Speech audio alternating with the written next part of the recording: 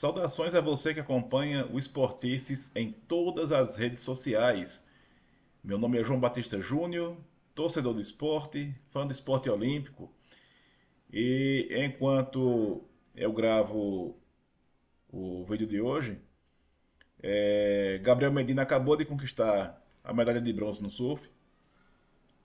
Teve dificuldade depois de tantos dias de espera. Teve dificuldade na semifinal, uma bateria quase sem ondas. Enfim, ele acabou eliminado numa bateria em que os dois surfistas, tanto ele quanto o australiano, muito mais esperaram do que surfaram. Medina foi decidir a medalha de bronze e conquistou o pódio que lhe faltou em Tóquio. E ao mesmo tempo, digo também que a gente está no aguardo aqui da final de Tatiana e Weston Webb. Né? Ela pode conquistar hoje mais uma medalha de ouro. Seria um dia de duas medalhas para a delegação brasileira. Mas de antemão, ela já é medalhista, já é um pódio assegurado. E pode ser duas medalhas de ouro para a delegação brasileira, porque hoje, segunda-feira, 5 de agosto de 2024, foi o dia de Rebeca Andrade, campeã olímpica no solo, em Paris. O solo, que é um aparelho na ginástica tão importante, né, para a ginástica brasileira, onde Daiane dos Santos ganhou muita projeção. Foi a primeira ginasta que o Brasil teve realmente de primeira prateleira, campeã mundial em 2003, candidatíssima ao ouro em 2004. Infelizmente a medalha não veio para ela. Mas foi isso, foi no solo fértil, que frutificou a medalha de ouro de Rebeca, num dia que, primeiro, foi especial para ela, porque ela venceu duas vezes aquela que deve ser, em algum momento, se já não for, apontada como a maior ginasta da história, Simone Biles. Lembremos que, além dessa medalha no solo, Simone ficou com a prata e reverenciou Rebeca por conta disso, um pódio, cena muito bonita. Lembremos que na trave também, as duas não chegaram ao pódio, mas Rebeca terminou em quarto e Simone em quinto. Então foi um dia em que Rebeca pôde dizer que venceu Simone duas vezes. E além disso, além desse feito, também tem o fato histórico, porque nesse dia Rebeca se torna a maior atleta olímpica do Brasil em número de medalhas. Ela chegou a 6 medalhas, né? Tem 2 ouros, 3 pratas e um bronze. Superou Robert Scheid e Torben Grael. Bom, eu sei que vai haver sempre muita discussão sobre quem seja o maior atleta brasileiro de todos os tempos, o maior de Olimpíada e tal. Mas eu me detenho aqui no seguinte: ela é a maior atleta brasileira da história em Jogos Olímpicos, tenho que delimitar bem isso, porque ela conquistou medalhas num esporte que consegue prender a atenção da audiência, tanto da audiência que gosta de esporte, que gosta de Jogos Olímpicos, como aquela audiência ocasional. É a pessoa que não é tão afeita à competição, a acompanhar, né, assiduamente a ginástica e tal. Mas geralmente esse público gosta muito de ver as competições de ginástica em período olímpico, justamente pela estética do esporte, pela beleza. E isso não é de agora. O brasileiro, de um modo geral, sempre gostou muito de acompanhar de acompanhar a ginástica, mesmo antes de nomes como Diego Hipólito, Baiano dos Santos, Arthur Zanetti, conquistar medalha. Sempre foi. Os eventos de ginástica sempre deram boa audiência à televisão. E agora, esse público pode acompanhar a ginástica, torcendo pelo Brasil e vendo uma brasileira conquistar medalha. Hoje foi a de ouro. Então, eu acho que isso, somando também o fato, repito, que ela venceu com muito mérito uma das maiores atletas da ginástica de todos os tempos. Somando esse fato, eu acho que dá sim para dizer que Rebeca Andrade seja a maior atleta olímpica da história do Brasil. Particularmente, no geral, eu já achava que ela fosse a maior atleta brasileira, em qualquer modalidade, desse início de século. Olímpica ou não, mas a maior atleta brasileira desse começo de século, a meu ver, é ela. Mas a gente pode aqui ampliar a discussão e dizer o seguinte: com essas 6 medalhas, ela é sim a maior atleta olímpica do Brasil. Isso, evidentemente, não desmerece os títulos de Ademar Ferreira da Silva, né? Bicampeão olímpico no salto triplo, 52 e 56. Não desmerece de maneira alguma as conquistas do vôlei, né, masculino e feminino, do iatismo, com Torben Grael, Robert Scheider. Não desmerece o ouro tão emocionante de Joaquim Cruz em 84. As medalhas que o judô sempre consegue em jogos. Não desmerece nada disso. Mas é preciso, a meu ver, constatar: Rebeca hoje não tem igual no olimpismo brasileiro. Dia de medalhas, mas dia também de uma eliminação.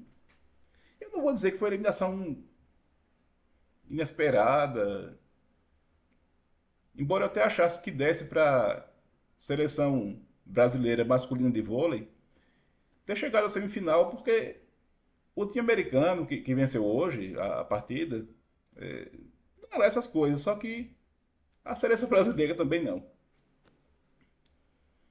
Então, nessa eliminação de hoje contra os Estados Unidos, eu acho que o que sobressai muito mais do que o jogo, que foi fraquíssimo, viu? Foi muito fraco.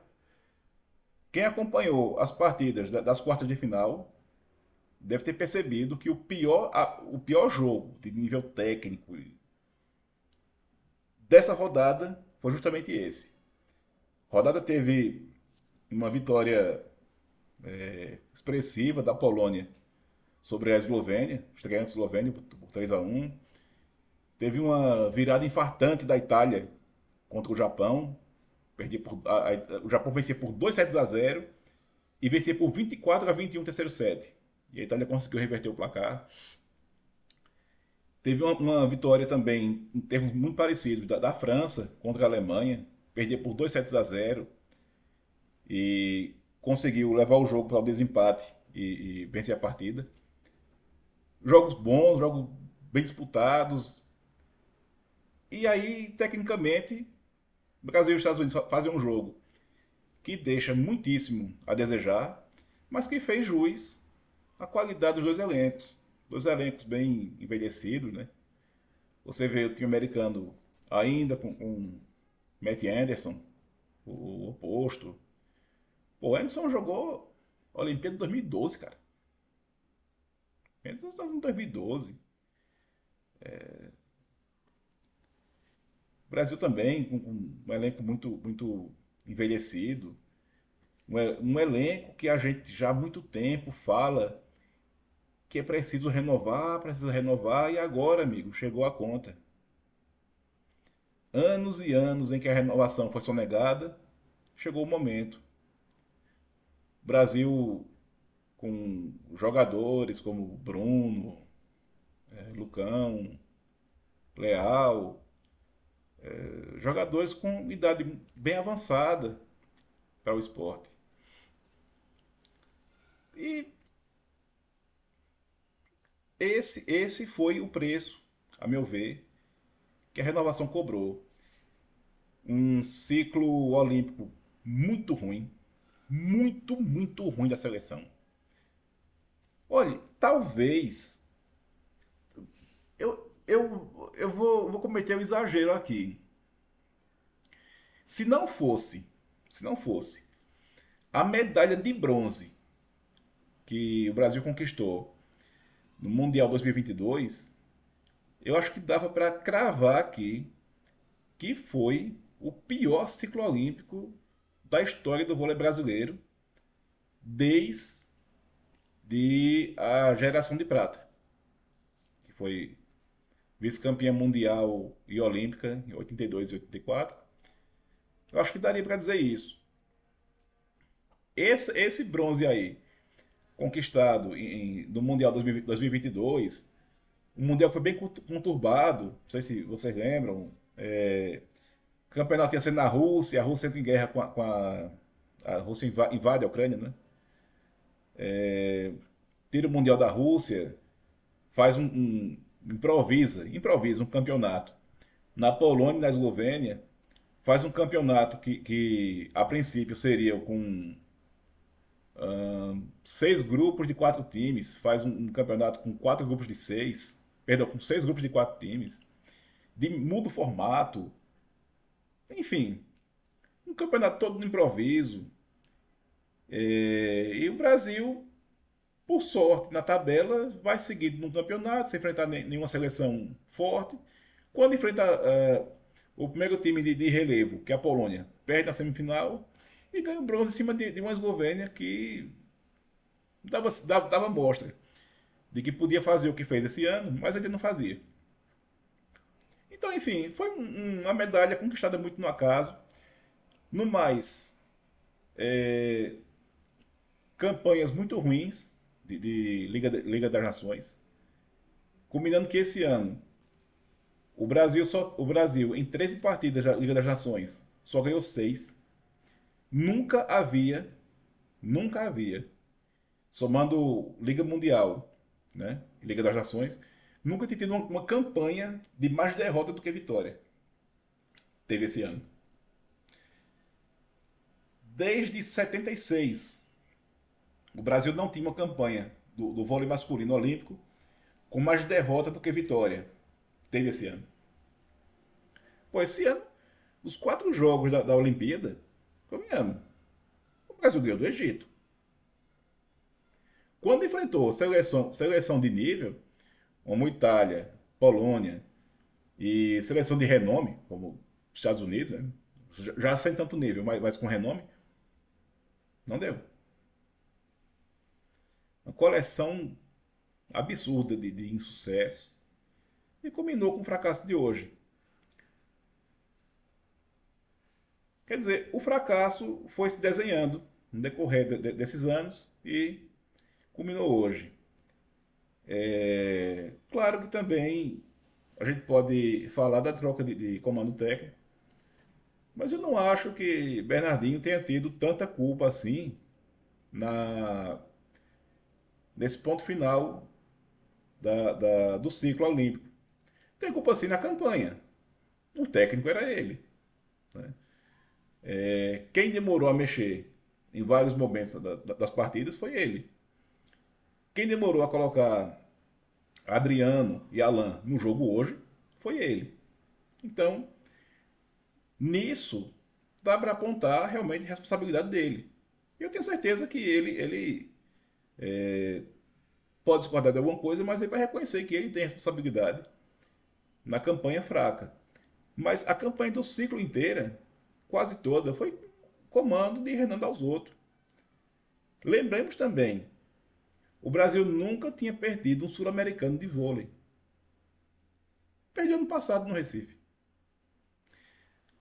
Então, até isso, até o mínimo da hegemonia regional que o Brasil tinha contra a Argentina, porque na realidade são só as duas seleções daqui, até isso foi perdido. Então, que comece um novo ciclo para Los Angeles, sabendo da necessidade de renovar elenco e talvez até, talvez até, com expectativa de resultado bem baixa, né? Talvez a gente tenha que pensar muito menos em resultado do que em renovação dessa vez, já que o resultado passou bem longe. E o amanhã? Amanhã, o Brasil tem 3 jogos quase que simultâneos. 3 jogos decisivos em esporte coletivo na parte da tarde, né? A partir das 4 horas mais ou menos, Brasil e Noruega se enfrentam no handebol feminino. Favoritismo absoluto da Noruega. Brasil e Espanha se enfrentam no futebol masculino. Favoritismo da Espanha. Favoritismo da Espanha. Brasil e Estados Unidos no basquete. Nem preciso dizer quem seja favorito num jogo desse. Os jogos todos num horário muito parecido, entre 4 e 4 e meia. Aí vai ser ocasião realmente, para quem gosta de acompanhar os Jogos Olímpicos, de colocar em ação todas as telas disponíveis para poder acompanhar tudo. Também esporte coletivo, nessa terça-feira, só que bem cedo, às 8 da manhã. Brasil e República Dominicana pelo vôlei feminino, as quartas de final. Confronto bem acessível, realmente, mas que é sempre bom ter atenção, né, por parte da seleção feminina, ainda mais com o susto que teve ontem com a Polônia, né, naquele segundo set, em que tinha 24-19 e quase entregou a parcial. Então, é bom ficar atento amanhã. Lembrar que, importante, vários jogadores dominicanos jogam ou já jogaram no Brasil, como o Brian Martinez. Mas se a gente. Isabel Penha, ponteira. Mas, ao mesmo tempo que o torcedor brasileiro, a comissão técnica brasileira conhece as dominicanas também conhecem as brasileiras, né? Então é sempre bom ficar atento. Também amanhã, de manhã logo cedo, às 5 e meia da manhã, tem a estreia importante de Isaquias Queiroz na canoagem de velocidade. Vai participar do C2, 500 metros, junto com o Jack Goldman, buscando medalha. Na Olimpíada de Tóquio eles também fizeram parceria, mas foi uma parceria que não rendeu pódio. Mas quem sabe agora em Paris a história não seja diferente. Vôlei de praia amanhã, uma missão muito difícil de Arthur e Evandro. Pelas quartas de final, eles enfrentam Arman e Helvig, a melhor dupla de vôlei de praia do mundo, a dupla sueca. Dupla que foi vice-campeã do mundo ano passado. Só que tem um detalhe. Enquanto Arthur e Evandro estão invictos, a dupla sueca já perdeu 2 jogos nessas Olimpíadas de Paris. E uma modalidade que, vamos lá, há uns 24 anos, sempre causava muita sensação, muito furor, né, entre a torcida brasileira, esperando pódio, esperando medalha.